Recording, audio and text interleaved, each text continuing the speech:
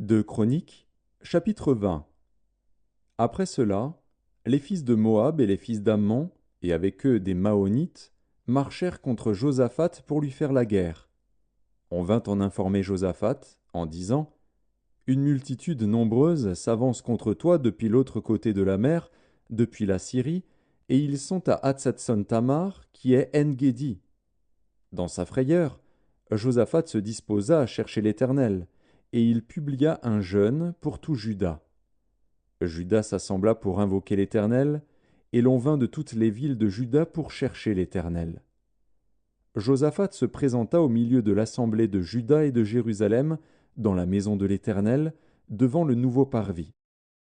Et il dit: Éternel, Dieu de nos pères, n'es-tu pas Dieu dans les cieux, et n'est-ce pas toi qui domines sur tous les royaumes des nations? N'est-ce pas toi qui as en main la force et la puissance, et à qui nul ne peut résister?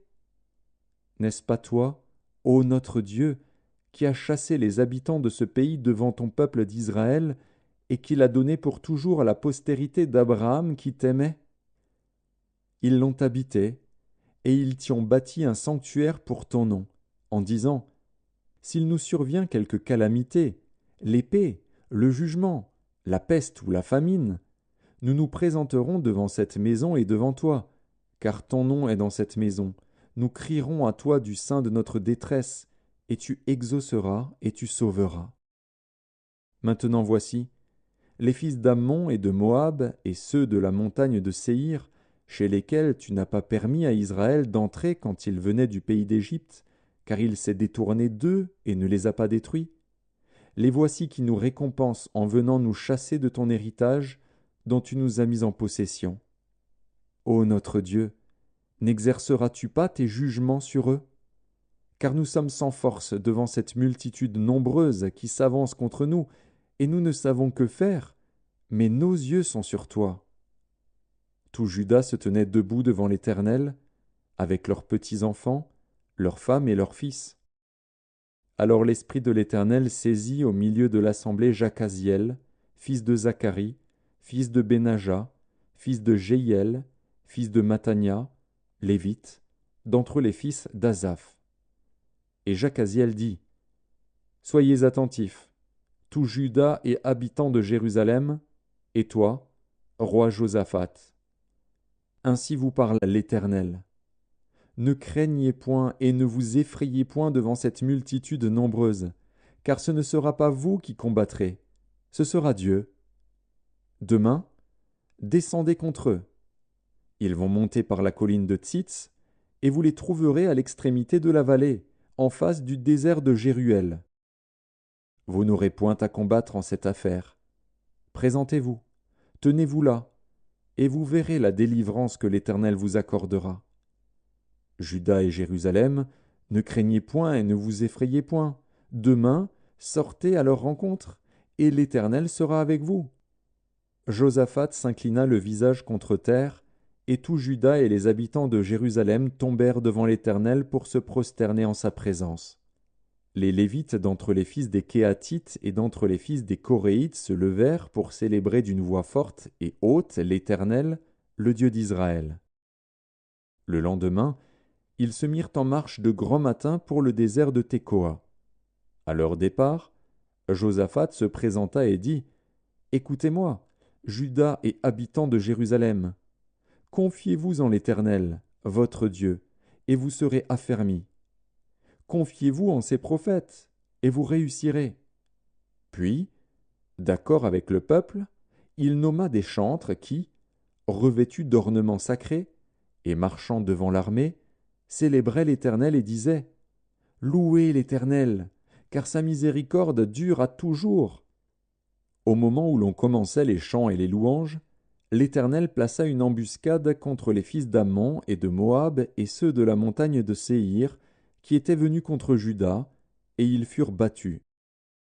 Les fils d'Ammon et de Moab se jetèrent sur les habitants de la montagne de Séhir pour les dévouer par interdit et les exterminer.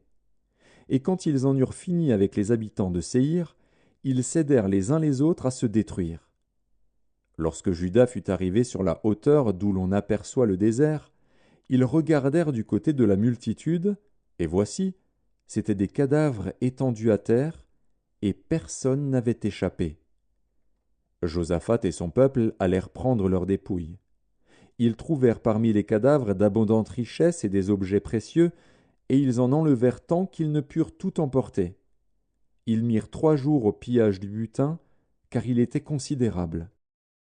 Le 4e jour, ils s'assemblèrent dans la vallée de Béraka, où ils bénirent l'Éternel. C'est pourquoi ils appelèrent ce lieu vallée de Béraka, nom qui lui est resté jusqu'à ce jour. Tous les hommes de Juda et de Jérusalem, ayant à leur tête Josaphat, partirent joyeux pour retourner à Jérusalem, car l'Éternel les avait remplis de joie en les délivrant de leurs ennemis. Ils entrèrent à Jérusalem et dans la maison de l'Éternel, au son des luttes, des harpes et des trompettes.